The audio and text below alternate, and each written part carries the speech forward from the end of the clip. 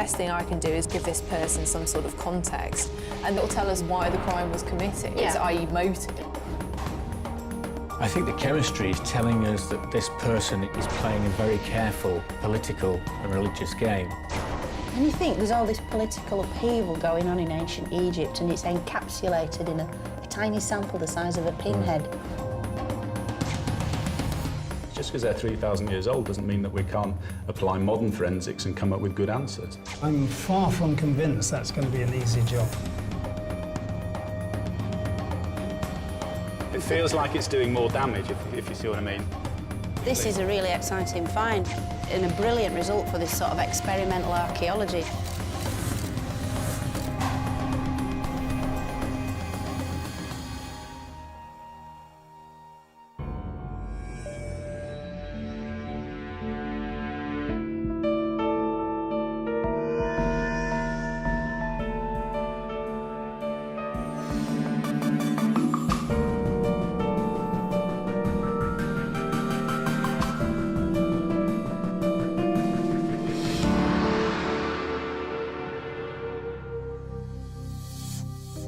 In Bolton Museum in the north of England lies a unique mummy, partially unwrapped, yet spectacularly preserved after 3 millennia.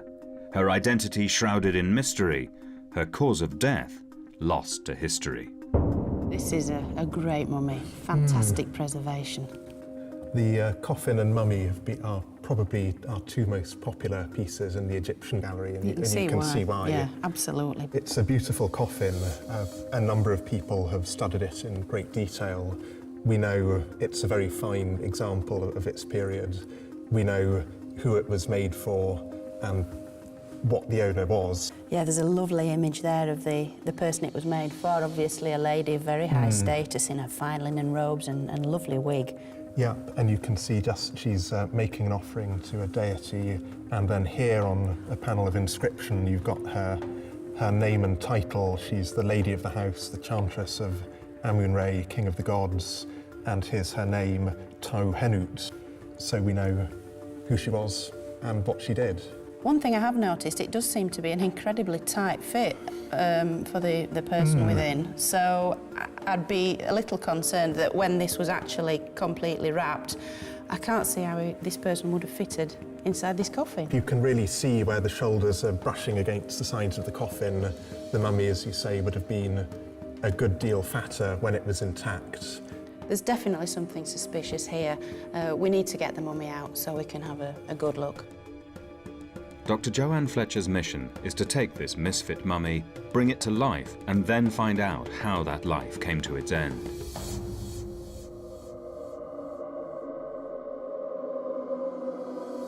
She is one of Britain's foremost Egyptologists and a world authority on mummies. The grime of centuries could hide any number of secrets from a casual observer, but Joanne is anything but casual. Beautifully preserved earlobe, absolutely superb. And the teeth are really quite extraordinary because although there's some chipping there, what you're actually seeing very distinctly here is an overjet of the upper set of teeth, which is a very unusual feature.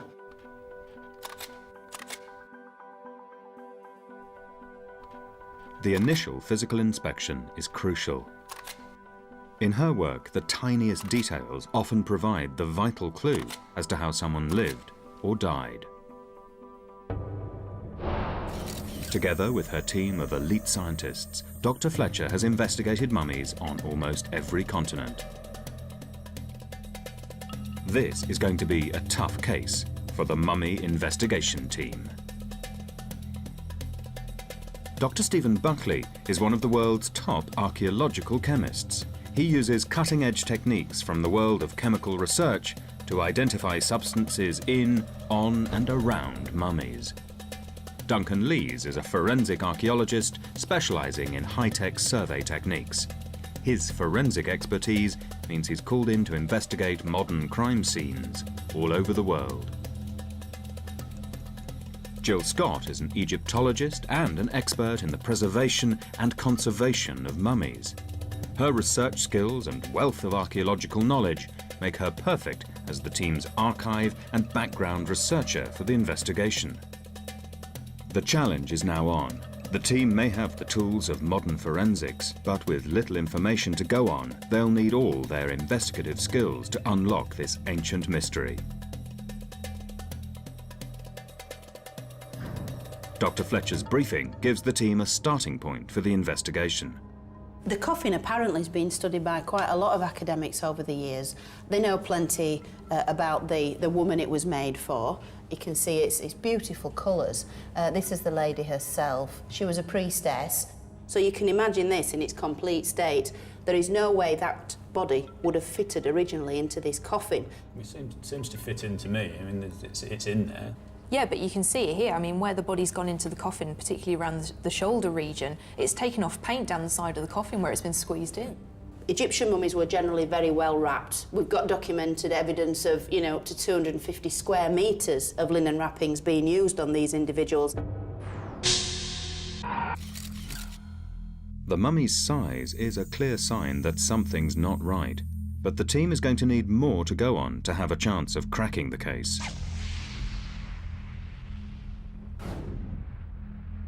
There's a distinct facial feature there of overjet. A what? It's almost like buck teeth, in which you have the upper set of teeth protruding very much over the bottom set. Now, this is potentially quite an intriguing find because we know from the evidence that's already been collected that the royals, the royal mummies, the pharaohs of the New Kingdom, also shared this distinct characteristic.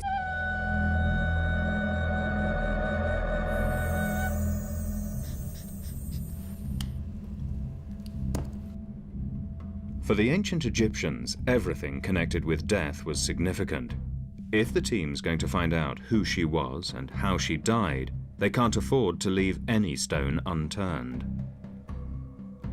One tiny mark on the mummy's face could be the key to the story. I think for me it's the pockmarking on the skin, whether this is embalming to do with the mummification or whether it's something else. Or just bad skin. Well, hasn't it been suggested that the mummy of Ramses V had smallpox because he's got these pustules on his face? That's true, but the science wasn't particularly convincing. The next step in the investigation will be critical. The 3,000-year-old mummy is priceless and incredibly delicate. If the team put a foot wrong while they're gathering evidence, they could destroy the very clues they're looking for. Any human contact could contaminate the chemical evidence, so Stephen Buckley takes his samples first. Every substance has its unique chemical fingerprint. Stephen's analysis of embalming materials can yield clues about ancient trade routes, religious strife, and even the politics of ancient Egypt. The combinations of ingredients used for embalming vary enormously over the thousands of years of Egyptian history, and identifying the chemical mix in a particular case can help pinpoint a date.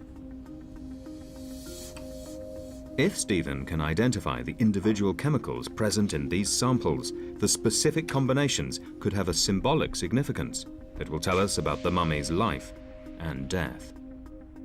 The chemical analysis will take days, if not weeks, to process. The next move is down to Dr. Fletcher. She calls in some specialist help to examine the pictograms that cover the side of the coffin. Could hieroglyphics expert Alan Fildes reveal vital information for the team? So, Alan, what do you make of these particular hieroglyphs? 21st dynasty. Yeah. You can tell by the yellow and the orange. We have Nebet Per, again, lady of house, a chantress of Amun-Ra. So Who's she's sung before the gods and played Yeah. instruments for the gods in the temple. A very high status presumably lady. at Karnak, quite Absolutely. possibly. Karnak temple, she'd be sort of a regular performer before Absolutely. the gods. There's an interesting story here, isn't there? Nearly every detail of the mummy's life is apparently recorded on the coffin. She was a singer, probably at one of Egypt's greatest temples, Karnak, participating in rituals with a sacred rattle called a sistrum. It's a great start for the investigation. But we've certainly got plenty of clues to go absolutely. on. All the elements are there, we've just got to put them together and try and make sense of it all. Another mystery upon us.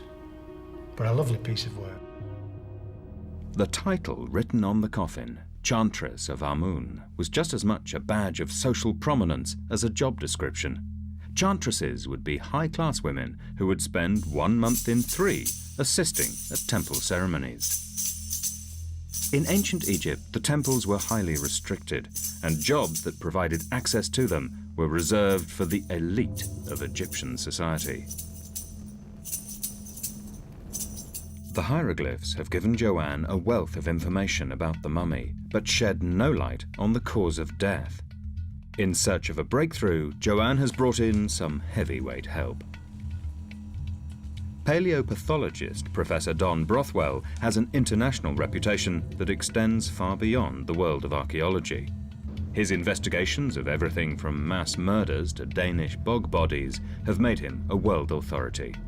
With the help of a full-body X-ray scan, Don will be able to see beneath the mummy's ancient skin and the wrappings that cover her lower body to identify any injuries that could relate to her cause of death. And here the bottom of the spine is seen. And there seems to be some material inside the abdomen here, doesn't there? What exactly might be revealed later on.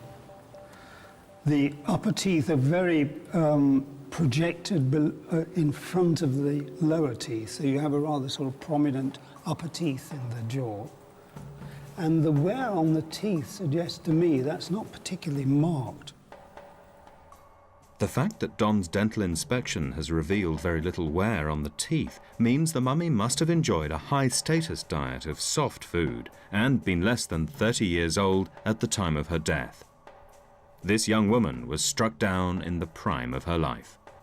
We have something at the back of the skull which looks as if we have a deposit at the back, either something pushed into the skull through the nasal area, through the nose. Right, can we move on to the thigh? Not a particularly large head of the femur, which isn't a very masculine feature, but combined with the pelvic detail, I would say this is a fairly slenderly built male. This bombshell that the mummy is actually male means the team will have to rethink all their assumptions. Steve, interesting results. We've done these digital X-rays, and what we find in the skull and in the pelvis is very definite evidence that this is a male, not female. Right.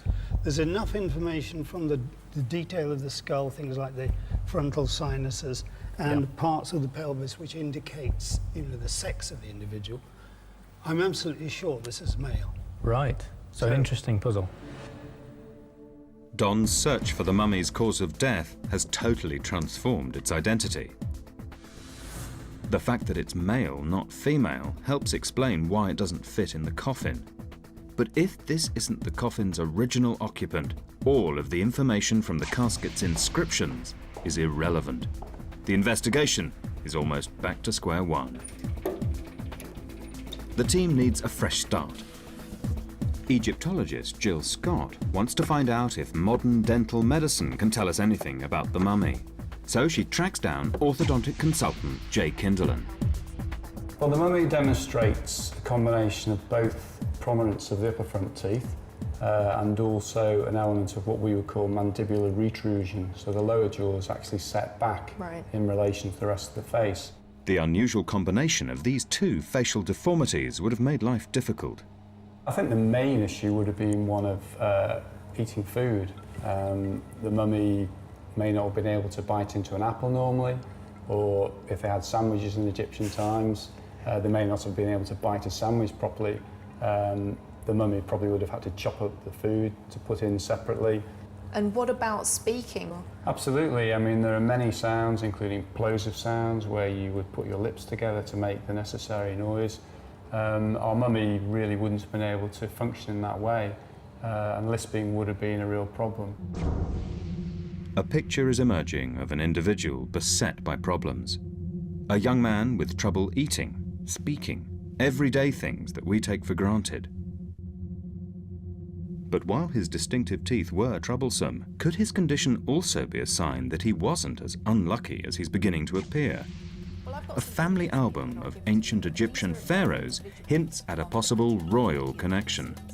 And there is the supposition here that these people were all related. So it tends to run in families, so the mummy's parents probably would have had a similar facial profile, and it would be passed down from one generation to the next. We have patients referred who maybe 11, 12, 13 years of age, and often as their parents walk through the door with the patients, you can see really how the children are going to turn out in later life. Right, without treatment, obviously. Absolutely.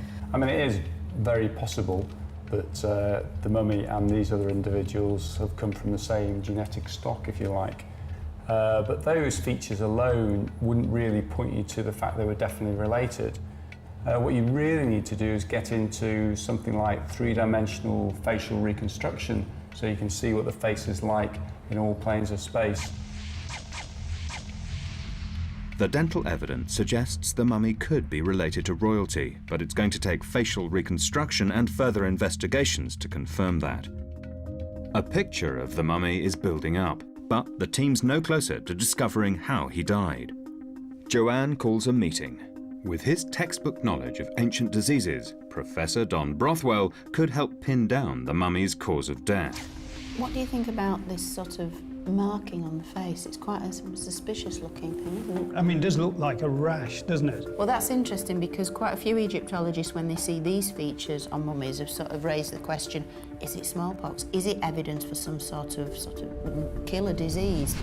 Smallpox was a massive killer in the ancient world, responsible for millions of deaths worldwide.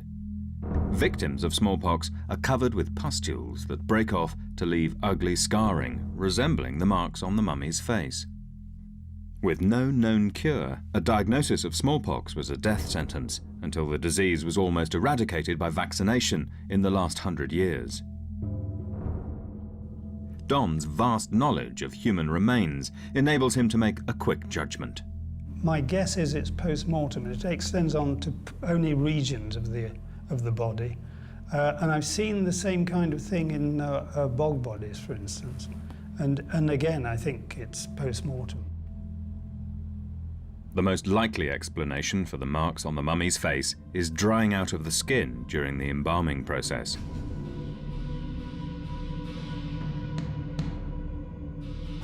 With the killer disease eliminated as a cause of death, the team turns to in-depth analysis of the X-ray results for answers. The brain box is obviously empty except for what looks like a deposit at the back of the head. And all those little fragments there due to the damage when the whatever metal implement it was driven in. I think that explains this sort of area of, is it bone, is it loose bone? Because I was interested in cross-referencing with the sort of X-rays of Tutankhamun, the most famous ancient Egyptian of them all. Yes. But you also have what appears to be a kind of bone fragment, which for many years was regarded as a cause of death. You know, this bash on the head, was King Tut murdered and all that. Yeah. So I'm interested on your thoughts on that little tiny fragment there. Bone fragments in the brain cavity could be evidence of foul play. Are they signs of a blow to the head, like the one thought by many to have killed King Tutankhamun? Or are they just a byproduct of the mummification process? So, Don, do you think to try and work out exactly what's going on this X-ray image, we ought to undertake some form of experiment? Yeah, I think it'd be well worthwhile.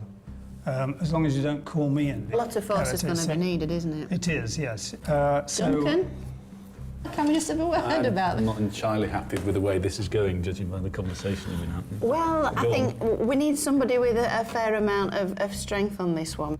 It's trying to recreate what we're seeing on the X-ray here. We know that the brain was removed by some sort of force up through the nose with a metal tool, and then the brain was taken out. So what we're trying to do is recreate the sort of damage that you're getting within the human skull in an experimental way. Well, let's wait and see what happens, because I'm far from convinced that's going to be an easy job for you.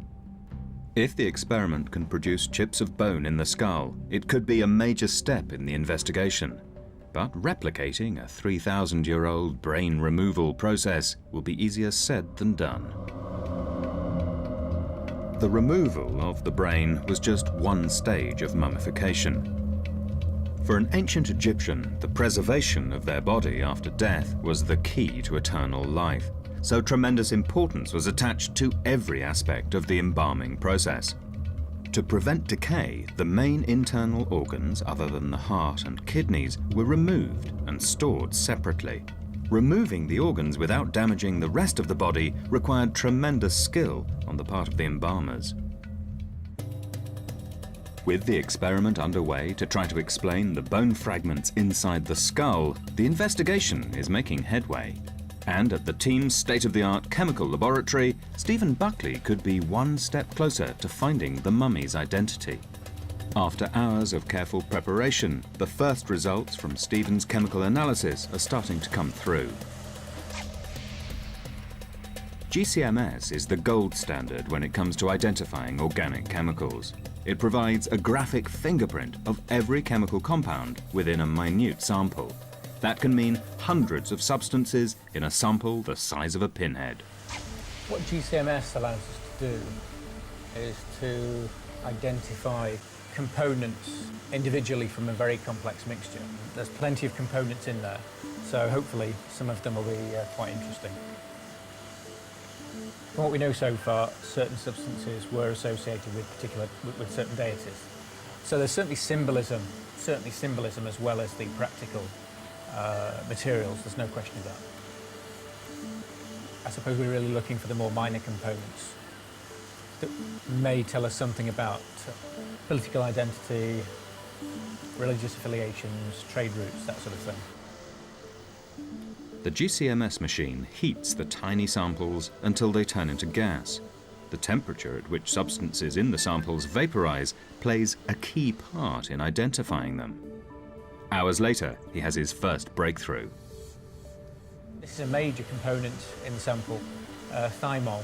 There's actually a lot of it in thyme, for example. What it certainly points out already to me is that the embalmers knew their stuff, that they were choosing materials that would genuinely have preservative properties, antibacterials. So thymol is quite a powerful antibacterial. Identifying 3,000-year-old plant residues would be impressive enough, but not for Stephen Buckley. He can even tell you what altitude they grew at.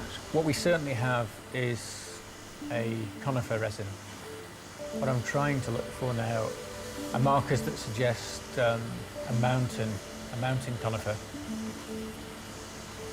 If conifers are exposed to higher levels of radiation as they are at higher altitude, then they actually give a chemical fingerprint showing that, and that can sometimes give us clues. The cocktail of expensive embalming ingredients containing a resin from a distant mountain conifer confirms the team's thoughts that the mummy must have been someone very important.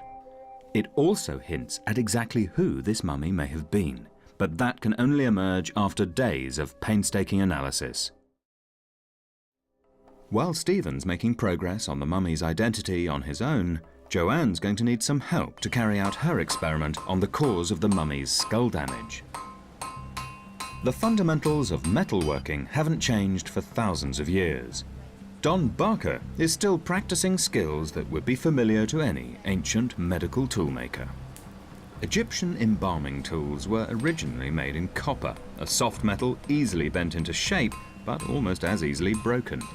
Copper was eventually replaced by stronger metals, so they're using authentic ancient designs to make tools in both copper and iron to see if either can produce the kind of bone chips seen in the mummy. Wow, that's amazing. You can really get a feel for how they might have done it now, you know. For the whisking process to liquefy the brain for removal, Joanne has another tool made, a long, thin wire that will curve around the inside of the skull. So yeah, you can see how you could feed it Yeah. up the nose. Yeah. And then once it's up, then it's like a handle to rotate, isn't it? Absolutely. With the replica ancient Egyptian tools complete, everything is set for a hands-on, practical experiment which could determine whether these kinds of implements could have been the cause of the mummy's skull damage. Following the revelation that our mummy is male, Duncan meets facial reconstruction specialist Stephanie Davy-Jow to build a picture of what he may actually have looked like. So I have a virtual model of the skull here. Okay. And what I then do is an analysis of the skull to determine sex, approximate age, as well as ethnic or affiliation, if I can determine that. Right. With these parameters in place, Stephanie uses data gathered from modern populations to make an estimate of skin depth that she then applies to the model. I can add eyes. Every person has approximately the same size of eyes, but the placement inside of the eye socket or the orbital is dependent upon the individual. One thing that was interesting that I noticed when reconstructing this individual was the marked asymmetry in his orbitals. His eyes aren't even. Like the deformed jaw, the asymmetric eyes are another characteristic of some 18th and 19th dynasty Egyptian royalty. As the pieces come together, the mummy's looks seem to become more and more extraordinary. And you'll notice too in the profile, you can see he's got quite a receding chin, coupled with the overjet, and he's got a convex nose. So he's got kind of a beaky nose and a receding chin. You're not building up a very good picture of what this guy's going to look like. I build it as I Distinctive. see it. Yes. Distinctive, but yeah, can't hide from the facts. As the dental evidence suggests, the mummy was a young man with a whole host of problems. And next, I can begin to build the overlying skin surface using the information from the tissue depths and the muscles and the shape of the skull. And you can begin to see what he looked like. Oh, it's incredible, isn't it? He's certainly, choose my words carefully, distinctive, isn't he? He is, yes. I don't think he'd make any modern magazine covers. No. But With a forensically accurate picture of the mummy, the investigation gains new impetus.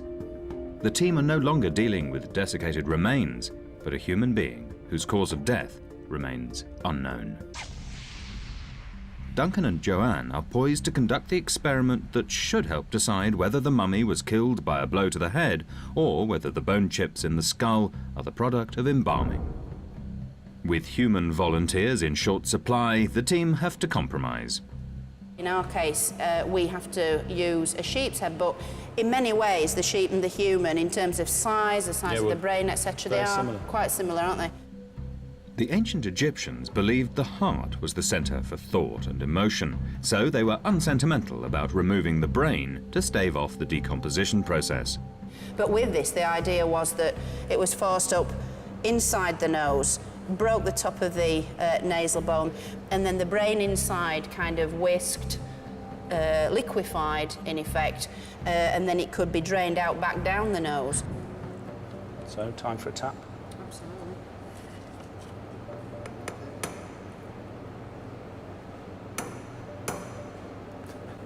Horribly easy. Just a few minutes into the experiment, the team suffer a setback. Now look, it's bending. And that's exactly what the blacksmith said would happen. If we mark how far it's gone up, that must have gone through into the cavity, and it's bent around. With the copper tool out of action, Duncan is going to have to use a more modern iron version to stand any chance of recreating the damage in the mummy's skull.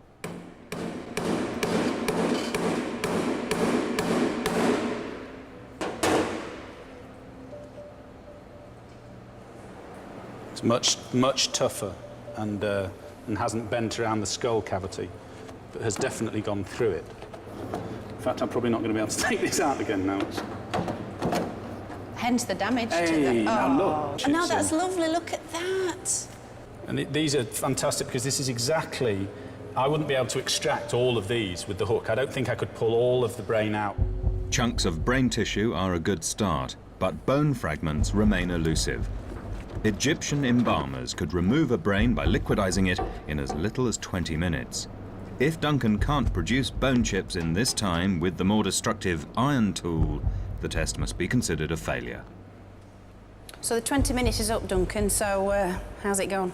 Look, I can't actually quite believe I'm saying this, but it's been incredibly interesting. I mean, what I've been able to do is extract actually quite a lot of the brain tissue here using both the smaller and thinner whippier action, but also with the heavy-duty tool as well.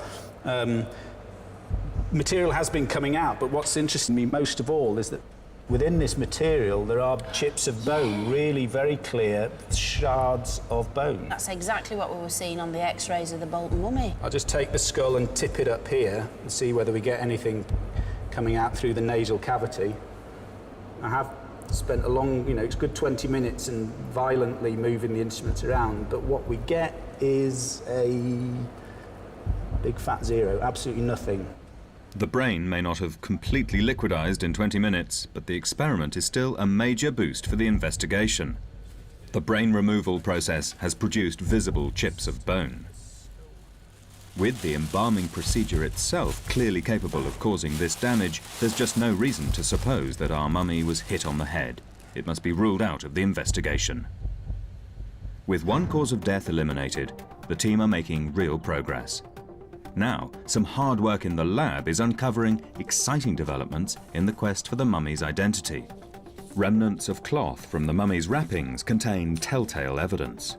Certainly one of the things that struck me particularly when I was looking at the actual mummy in Bolton, the very sort of fine quality of this linen, because quite a lot of mummies, Egyptian mummies certainly, are wrapped in quite often quite coarse material, often reused, recycled, even amongst sort of what you call the middle classes, I guess. But with this one, it's really fine stuff, the finest quality. Definitely. And it's almost as if the linen's been applied, a little bit like papier-mâché. It's been applied in a thin layer and then coated in something, and then another layer of wrapping applied and another layer of coating. So I'd really be interested to see if the coating's applied on each layer, and certainly at different areas of the body. There's plenty to sort of go on here, isn't there? There's a lot of interesting things at play, I think.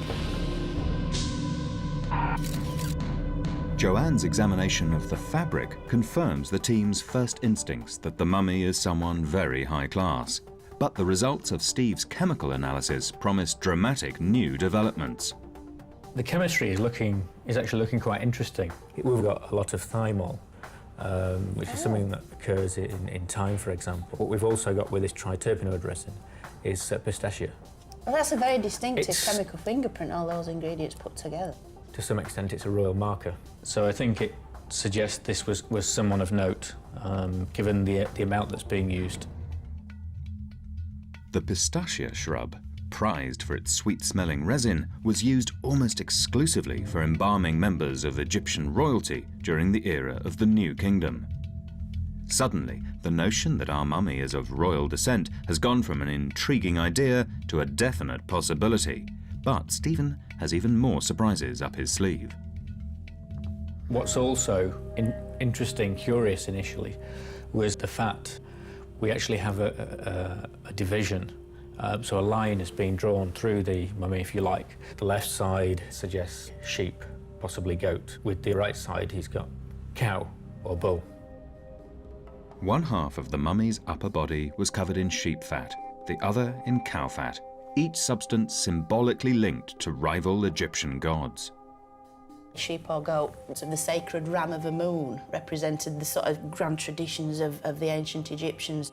But then he's sort of playing both sides, isn't he? If he's sort of showing evidence of the sort of cow fat, a sort of bovine material. Yeah. He's got this link to Hathor, the bovine goddess, linked to the sun. It's an incredible discovery. By analysing tiny drops of fat taken from both sides of the body, Stephen Buckley has opened up a dramatic chapter of Egyptian history. Egypt in 1250 BC was politically divided between north and south. Hathor, the cow, was daughter of the ancient sun god Ra, a symbol of the north, favoured by priests who were loyal to the pharaoh. The god Amun, represented by a ram, was the chief deity of the powerful priests who dominated the south. I think the chemistry is telling us that this person is playing a very careful political and religious game. He wants to get the balance right. He's actually showing that he's pro-Moon and pro-Ra. When you think there's all this political upheaval going on in ancient Egypt and it's encapsulated in a tiny sample the size of a pinhead. If the mummy was performing this delicate political and religious balancing act in death, it narrows down the possibilities of who they were in life. So on the basis of this amazing data, are we able to sort of try and pinpoint more precisely who this person may or may not be?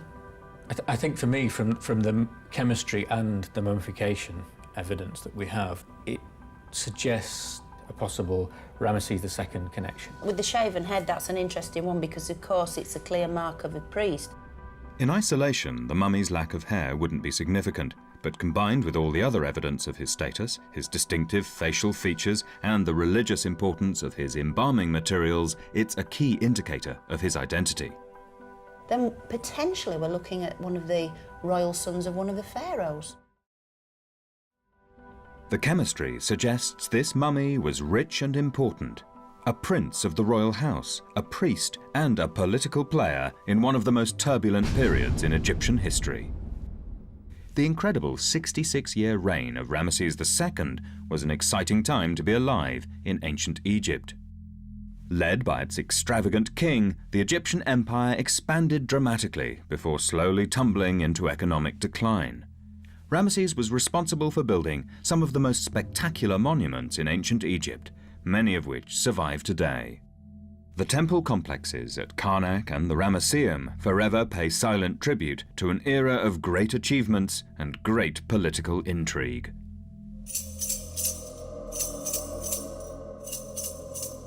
The teeth, the eyes, the chemistry, and the shaven head all point to one identity. Of the hundreds of children that Ramesses II fathered, many would be sent into the priesthood, where they could enjoy some of the most powerful and privileged positions in Egyptian society. From within their magnificent temples, the priesthood could exert control over every aspect of Egyptian life. The team are managing to put together an extraordinary picture of who this mummy was in life, but they're no closer to knowing how he died. For an answer to this vital question, they'll need some high-tech assistance. A CAT scan, computer-assisted tomography, uses a series of X-rays to build a 3D image of the body. Hundreds of images taken from 360 degrees around the body are combined to build the picture. With this state-of-the-art imaging device, paleopathologist Don Brothwell can find traces of injury or illness in the ancient mummy that would elude a normal X-ray. What we're hoping to find here is any evidence of abnormality, so we ought really to look particularly to see whether we can find any incision. If they find an oblique embalming incision, it'll place the mummy in Egypt's 18th dynasty, and everything the team has discovered would be thrown into question again. If the incision is vertical, the mummy would be tied to the 19th dynasty, the time of Ramesses II. Is that a cut? In that area, I'm just trying to compare it to the other side. During embalming, the organs would be removed through a single cut in the abdomen. After mummification, it would generally be tightly stitched, making the incision very thin and hard to find. It's the left-hand side where we should be finding the incision, right? No, remember, it will be stitched up. The skill of the Egyptian embalmers makes it a difficult search, but eventually they find it. It's a vertical incision.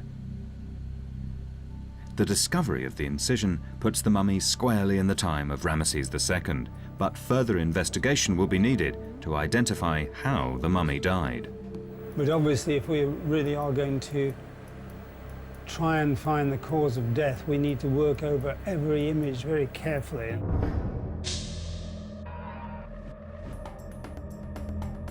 Back in York, detailed analysis of the CT scans has uncovered a surprise hidden beneath the mummy's wrappings.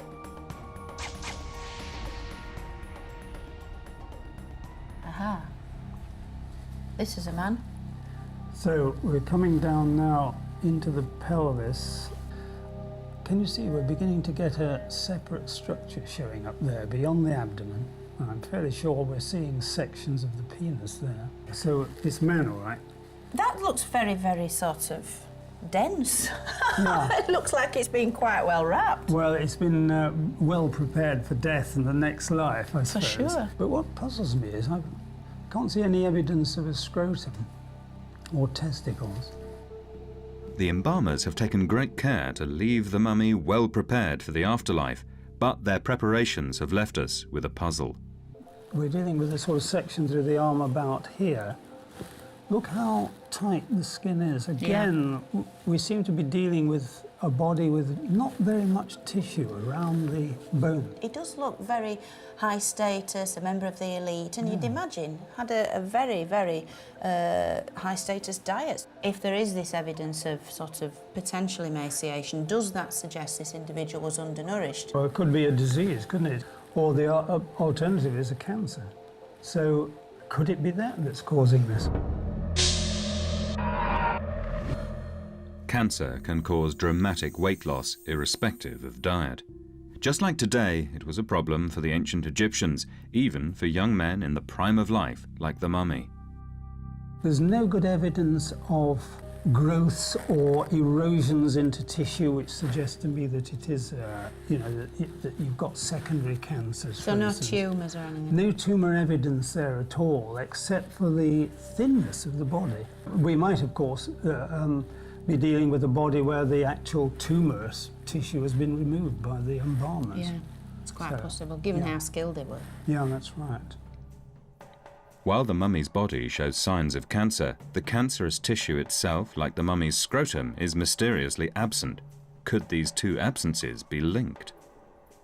Today, testicular cancer is relatively rare, but it can still be deadly. 3,000 years ago, it was even deadlier. The problem might be diagnosed, but was impossible to treat. When a cancer sufferer died, the embalmers were known to remove ugly cancerous growths so that their bodies were again perfect for the afterlife. The mummies of Ramesses II and his son Meneptah both had their testicles removed. Whether this is evidence of a hereditary vulnerability to cancer or simply a family mummification tradition is hard to say. But crucially, the scans have raised a real possibility for how the mummy died. At Bolton Museum, Don Brothwell joins Stephen Buckley in trying an old technique that could fill out the final branch of the mummy's family tree.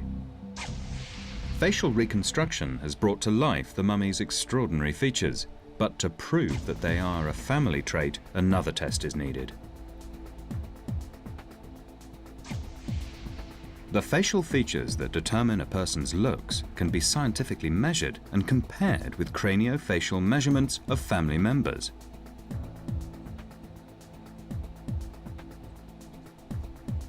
The proportions of the nose and chin can be just as distinctive as fingerprints.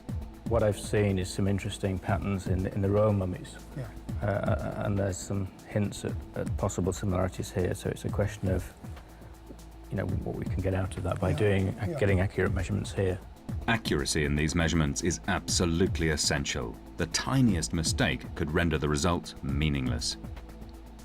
Upper facial height would be nice, that's a but problem, isn't it? That's right. The lip is obscuring the and preventing us getting an accurate measurement. So I think perhaps the X-rays might provide an accurate measurement there, I think. Yeah. Craniofacial measurements can be taken from a human body or from X-rays. It's an old technique dating back to the 19th century. Nowadays, it's rarely used in modern criminal investigations where DNA has become the single most important tool in positively identifying individuals. But DNA is vulnerable to extremes of temperature and is almost certain to have been destroyed by heat, time, and the substances used in embalming. For ancient artifacts like Egyptian mummies, craniofacial measurement will always stand the test of time. Back in York, the final piece of the jigsaw is almost in place. However accurate Stephen's measurements are, they mean nothing on their own.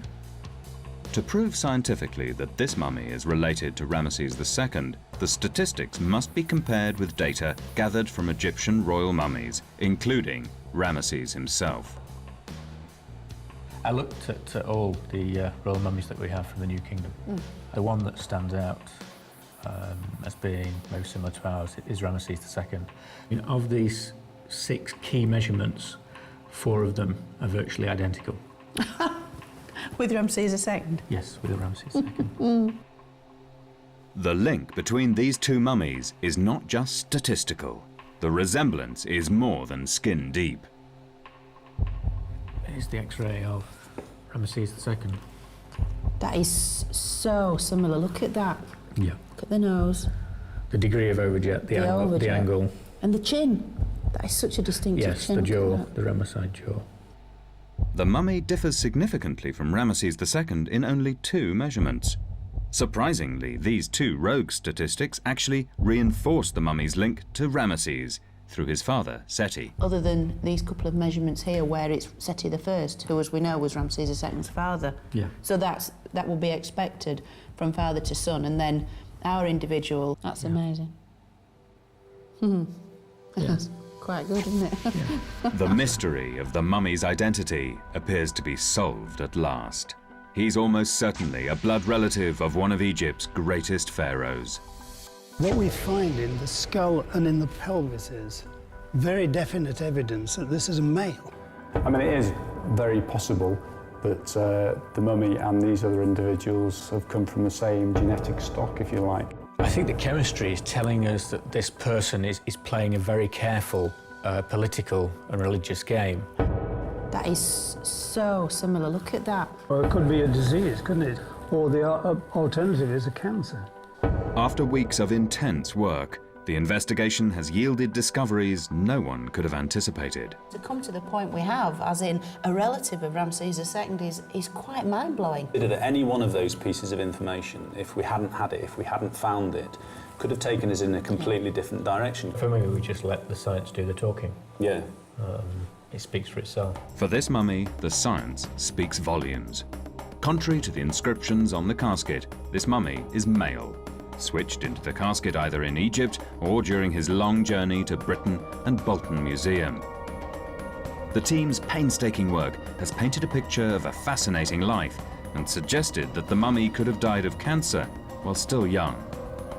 So basically this person had a life of wanting for absolutely nothing, which makes, the manner of his death such an irony, doesn't it? As Don flagged up, it certainly appears to be some sort of wasting disease, possibly even cancer.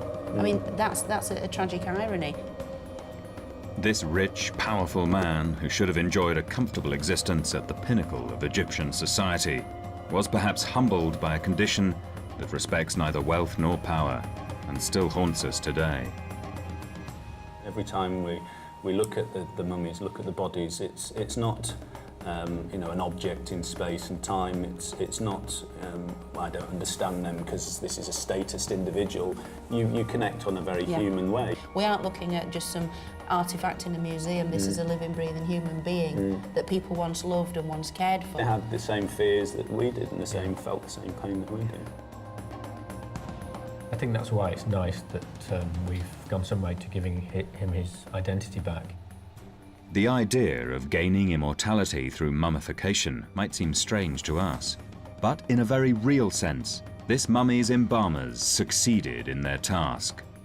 Their careful work has ensured that his memory and his identity will endure for thousands of years beyond his death.